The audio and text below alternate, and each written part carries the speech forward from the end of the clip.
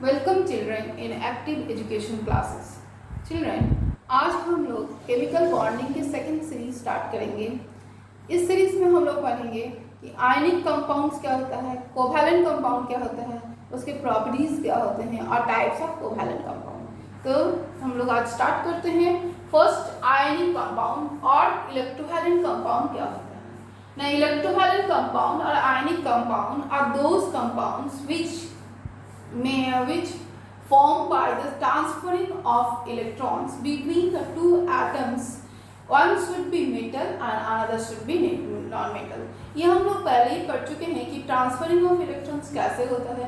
जब कोई एलिमेंट किस देने का टेंडेंसी रखता है और कोई एलिमेंट लेने का टेंडेंसी रखता है, जैसे मेटल देने का टेंडेंसी रखता है और नॉन मेटल लेने का टेंडेंसी रखता है, उसके बीच इलेक्ट्रॉन का ट्रांसफर होता है और उस ट्रांसफरिंग ऑफ इलेक्ट्रॉन से जो केमिकल बॉन्ड बनता है उसको हम लोग आयनिक बॉन्ड बोलते हैं और इलेक्ट्रोवैलेंट बॉन्ड बोलते हैं। और जो कंपाउंड इस तरह का बॉन्ड शो करता है उसे हम लोग आयनिक कंपाउंड और इलेक्ट्रोवैलेंट कंपाउंड बोलते हैं। तो व्हाट इज आयनिक कंपाउंड और इलेक्ट्रोवैलेंट कंपाउंड?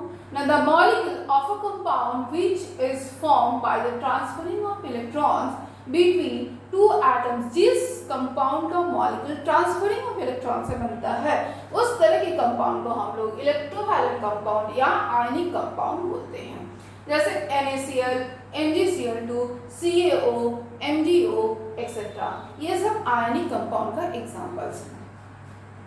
अब आते हैं properties of ionic compound. Ionic compound का प्रॉपर्टीज क्या होता है या इलेक्ट्रोवैलेंट कंपाउंड का प्रॉपर्टीज क्या होता है। तो आते हैं फर्स्ट प्रॉपर्टी, चूंकि ये जो बॉन्ड बनता है सोडियम और क्लोरीन के बीच या MgCl के बीच जो बॉन्ड बनता है ये बॉन्ड ट्रांसफरिंग ऑफ इलेक्ट्रॉन से बनता है, इसलिए ये बॉन्ड क्या होता है, स्ट्रॉन्ग बॉन्ड होता है। तो first point, the chemical bond between the atoms in a molecule is strong. तो ऑलवेज को आयनिक कंपाउंड का जो बॉन्ड होता है वो स्ट्रॉन्ग बॉन्ड होता है। स्ट्रॉन्ग बॉन्ड होने के कारण उसका मेल्टिंग एंड बॉइलिंग पॉइंट भी हाई होता है, उस मॉलिक्यूल का melting and boiling point high होता है। तो they have high melting and boiling point. किसका melting and boiling point high होता है? आयनिक कंपाउंड्स के मॉलिक्यूल्स का melting and boiling point high होता है। These are soluble in water. ये मॉलिक्यूल ट्रांसफरिंग ऑफ इलेक्ट्रॉन से बनता है, इसलिए ये वेरी इजीली वाटर में सॉल्युबल हो जाता है। और या वाटर में सॉल्युबल होने के कारण these compound do not conduct electricity in solid state, but these are good conductor of electricity in molten state. ये जो कंपाउंड्स है ये कंपाउंड सॉलिड स्टेट में गुड कंडक्टर ऑफ इलेक्ट्रिसिटी नहीं होता है, जबकि molten state means liquid state में या एक्वस सोल्यूशन मीन्स वाटर के साथ जब सोल्यूशन फॉर्मेशन करते हैं उसको बोलते हैं एक्वस सोल्यूशन। उस एक्वस सोल्यूशन में ये क्या होता है, गुड कंडक्टर ऑफ इलेक्ट्रिसिटी होता है। These are generally solid at room temperature. इसका melting and boiling point high होने के कारण ये क्या होता है, सॉलिड होता है रूम टेम्परेचर में। तो these are 5 main properties of ionic compounds. अब हम लोग देखते हैं कोवैलेंट कंपाउंड।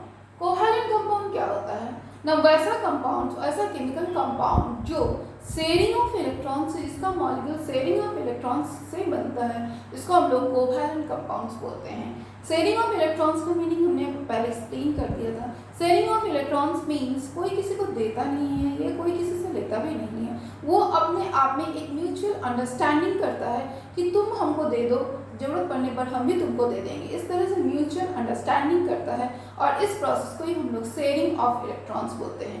तो वैसा मॉलिक्यूल्स जो शेयरिंग ऑफ इलेक्ट्रॉन से बनता है उस टाइप के मॉलिक्यूल्स को कोवैलेंट मॉलिक्यूल्स बोलते हैं, और जो कंपाउंड में उस तरह का मॉलिक्यूल्स रहता है उसे कोवैलेंट कंपाउंड बोलते हैं। तो आते हैं कोवैलेंट कंपाउंड।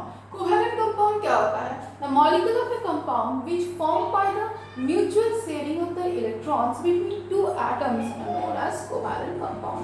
वैसा मॉलिक्यूल जो म्यूचुअल शेयरिंग से बनता है, ऐसा मॉलिक्यूल्स किसी कंपाउंड का मॉलिक्यूल जो म्यूचुअल शेयरिंग से बनता है उसको हम लोग क्या बोलते हैं, कोवैलेंट कंपाउंड्स बोलते हैं। For example CO2, H2O, NH3, N2, CH4 etcetera.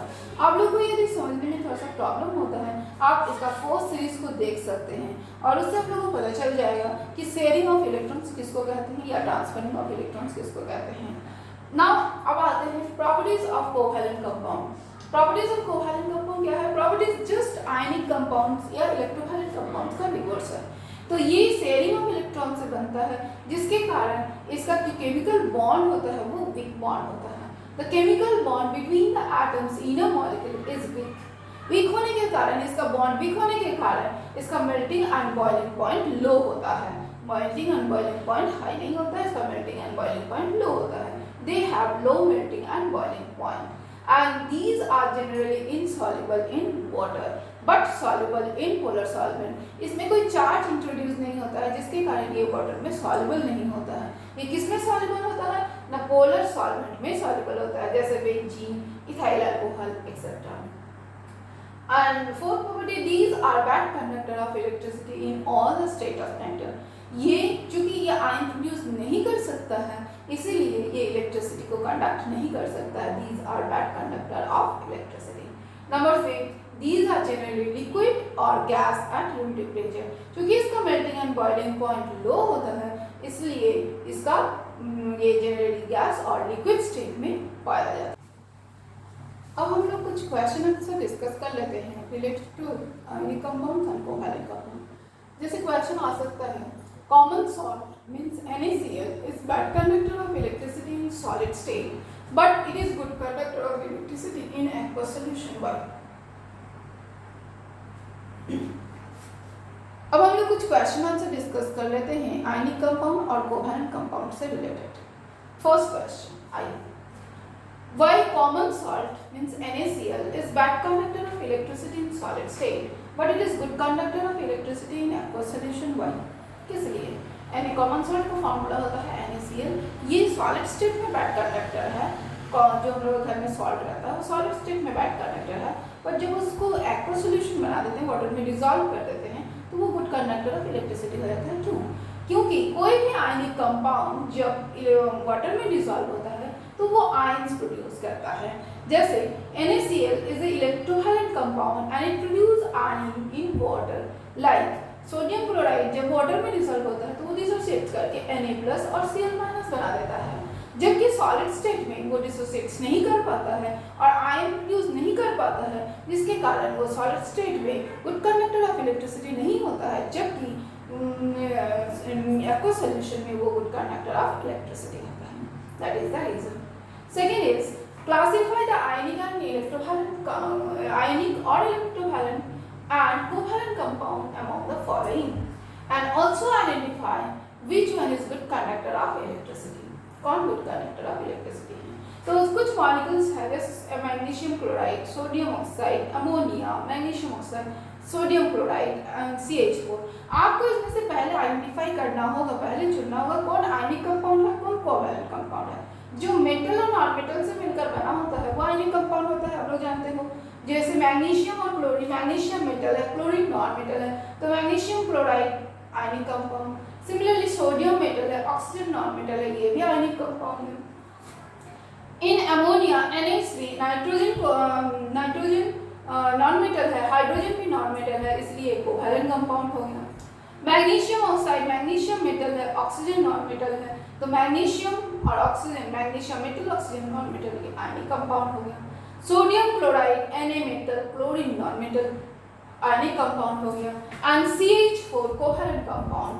तो आप ये भी जानते हो कि जो आयनिक कंपाउंड होता है या इलेक्ट्रोवैलेंट कंपाउंड होता है वो गुड कंडक्टर ऑफ इलेक्ट्रिसिटी होता है, इसलिए ये सारे जो हो गए ये गुड कंडक्टर ऑफ इलेक्ट्रिसिटी हो गए, जबकि अमोनिया और methane CH4 bad conductor of electricity है। इस टाइप के कुछ क्वेश्चन हम लोग करते रहेंगे, कुछ केस स्टडी भी करेंगे आफ्टर दिस टॉपिक।